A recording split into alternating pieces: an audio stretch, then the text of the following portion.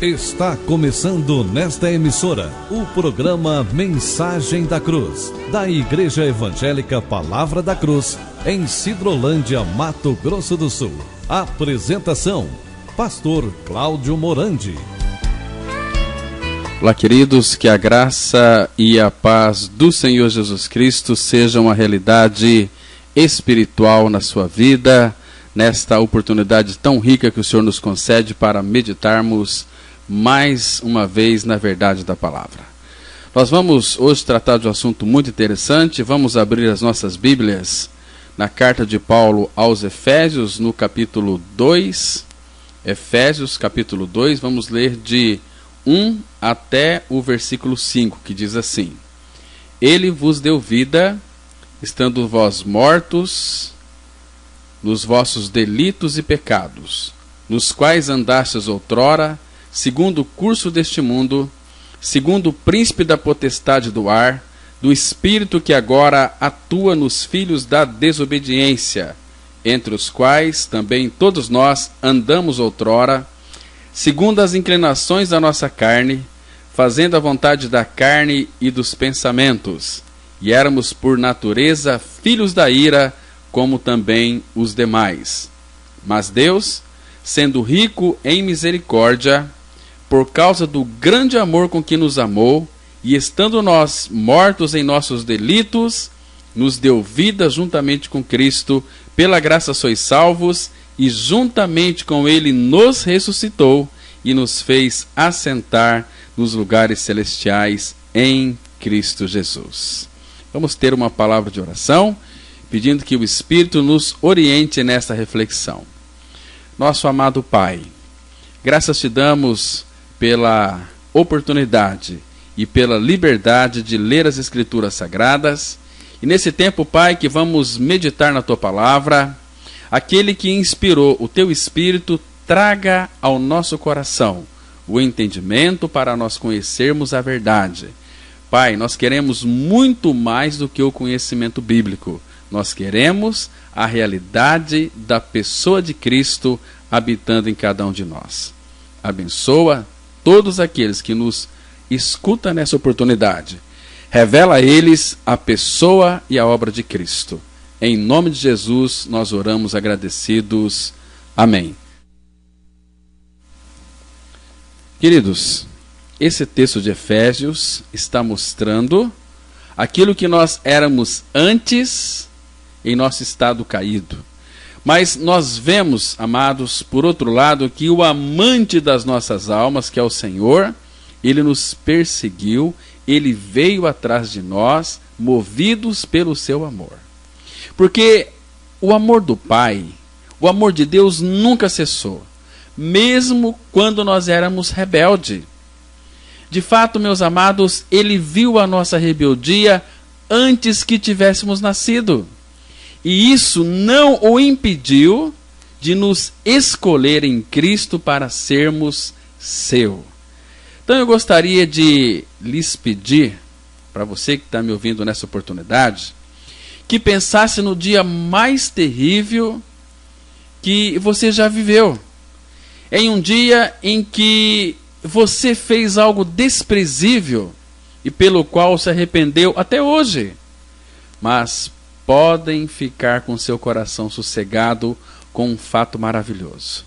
O nosso Deus, o nosso Pai Celestial, Ele viu aquele dia quando Ele escolheu você na pessoa de Cristo, antes que fosse formado os tempos. Porque Deus, Ele nos viu vivendo o nosso momento mais lamentável naquele dia temporal, quando o Deus, o Pai, nos escolheu em Cristo para sermos parte de sua tão amada igreja, da sua noiva. Amados, que Senhor maravilhoso nós temos. Se isto não forem boas novas, então eu não sei o que é boa nova. Amados, Deus, Ele nos amou com um amor tão grande, um amor tão perfeito, que entregou seu Filho Jesus Cristo para morrer numa cruz por amor a cada um de nós. E o Senhor Jesus Cristo, meus irmãos, ainda é um perseguidor implacável. E Ele ainda está atrás de nós, buscando aqueles que são pecadores perdidos. Você se lembra que de todos os discípulos que viveram com Jesus, parece que João era aquele discípulo que tinha uma relação mais estreita com Jesus? Porque João, frequentemente, ele é chamado de o apóstolo do amor. Agora, qual é a razão? Eu vou lhe explicar para vocês qual é a razão. 40% de todas as referências a amor no Novo Testamento vai aparecer nos escritos de João. E em mais de 5 vezes em seu evangelho, João refere-se a si mesmo como o discípulo a quem Jesus ama. Agora, como que um jovem cristão, muitas vezes, eu ficava pensando, por que João parecia ter esse posto privilegiado no coração de Jesus? Eu creio que a resposta ela pode ser encontrada em suas próprias palavras. Evangelho de João, lá em 1 João, capítulo 1, de 1 a 3, a Bíblia diz assim: o que era desde o princípio, o que ouvimos, o que vimos com os nossos olhos, o que contemplamos e as nossas mãos apalparam, isto proclamamos a respeito da palavra da vida. A vida se manifestou, nós a vimos e dela testemunhamos e proclamamos a vocês a vida eterna que estava com o Pai e nos foi manifestada. Nós lhes proclamamos o que vimos e ouvimos para que vocês também tenham comunhão conosco. A nossa comunhão é com o Pai e com o seu Filho Jesus Cristo. Está vendo aqui? Eu li na minha Bíblia, em 1 João, capítulo 1, os 3 primeiros versículos. Amados, nós amamos a Deus porque Ele nos amou primeiro. E o evangelista João, ele tinha uma percepção profunda do amor do Senhor por ele. E essa compreensão era tão intensamente real para João, que ele sentiu que Jesus o amava acima de todos os outros discípulos. Agora, em retribuição, surgiu esse amor tão apaixonado pelo Senhor no coração de João. E como resultado, seu comprometimento com Jesus era determinado.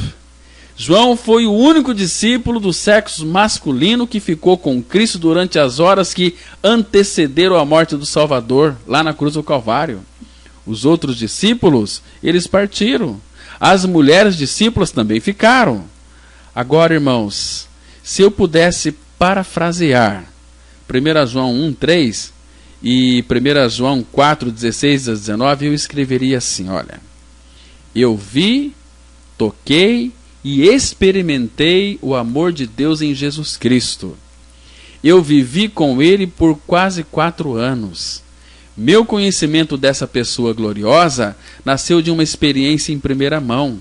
Experimentei o amor que Ele tinha por mim, que era tão firme. Fui inundado e consumido por Ele. E como resultado, não encontrei nenhum poder para resistir à doçura de sua pessoa gloriosa. Por isso eu não posso fazer nada senão amá-lo. Ele cativou meu coração e possuiu todo o meu ser. Seu amor me consumiu e me arruinou de uma maneira que eu não consigo fazer outra coisa a não ser amar aquele que morreu na cruz em meu benefício. O quanto posso entender, sou o favorito de meu Senhor. Ele me ama mais do que todos os outros. Que lindo, né, meus irmãos? Por todo o Evangelho de João, nós encontramos indicações dessa paixão infindável de um Deus perdido de amor por mim e por você. Por exemplo, em João 17:23, vemos Jesus orando por todos os que creem nele. Interessante aqui, meus amados, que nessa oração, Jesus faz esta declaração fantástica: e os amaste como igualmente me amaste. Lá no Evangelho de João, capítulo 15, versículo 9, o Senhor pronuncia as seguintes palavras: como o Pai me amou, assim eu os amei. eu quero que você considere essa pergunta que eu vou lhe fazer. Como o Pai ama Jesus? A resposta é: com amor perfeito. Havia algum terror nisso aqui, meus queridos? Será que Jesus temia o Pai? Tinha medo dele? A resposta a essas perguntas é um sonoro não. Jesus Cristo, ele ama a sua igreja assim como o Pai o ama, com amor perfeito e sem medo.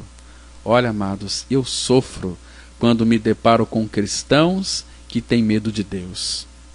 Porque se você nasceu de novo, se você creu que está crucificado com Cristo, quem que vive não é mais você, agora é Cristo quem vive em você. Você é um nascido de novo. Você precisa de crer nesta verdade da palavra, que ele morreu, mas lhe atraiu no corpo dele na cruz, crucificando a sua natureza perversa, pecaminosa, destruindo de uma vez por todas o corpo do pecado. Mas pela ressurreição, ele lhe deu uma nova vida. A vida dele, porque juntamente com ele nos ressuscitou e nos fez assentar nos lugares celestiais em Cristo Jesus. Então você não precisa de ter medo do Senhor. O temor do Senhor, de que a Escritura frequentemente recomenda, não é terror ou ameaça. É uma reverência santa por Deus, admiração e respeito por seu poder. Agora, os seus inimigos, entretanto, o temem. E eles estão certos de tê-lo por causa do seu poder. Então, amados, nunca confunda esses dois casos aqui, por favor.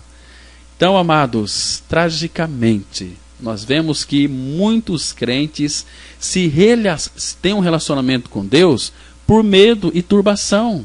Porque aos seus olhos, eles vê Deus como o terror do céu. Agora, se você fizer algo errado, por menos que seja, a resposta incisiva de Deus é: nada para você. Se essa é a sua visão de Deus, então você está completamente errado. Entretanto, meus queridos, também há aqueles que veem Deus barbudo, de boné vermelho, rindo e chocoalhando aquela pança, com um saco de guloseimas, de doces na mão. Essa é uma imagem igualmente distorcida de Deus. O medo que muitos têm de Deus é paralisante, porque ele transforma o Senhor cheio de amor em um estranho forasteiro. Ao contrário disso, o amor do Senhor por nós é o perfeito amor. Ele não nos ama menos do que o Pai ama o seu Filho. Ele nos ama com um amor incomparável, com uma paixão arrebatadora e uma afeição resoluta e indissolúvel. Por isso que conhecer o amor de Cristo excede todo o entendimento. Nós precisamos, amados, conhecer este amor que nos amou, que foi provado na cruz. A palavra fala assim, lá em Romanos capítulo 5, versículo 8... Deus prova o seu próprio amor para conosco pelo fato de ter Cristo morrido por nós, sendo nós ainda pecadores. Veja o que o amor de Deus fez comigo e com você. Ele morreu numa cruz, mas a mesma Bíblia que diz que Jesus morreu na cruz, ela também afirma que o pecador também morreu com ele na cruz.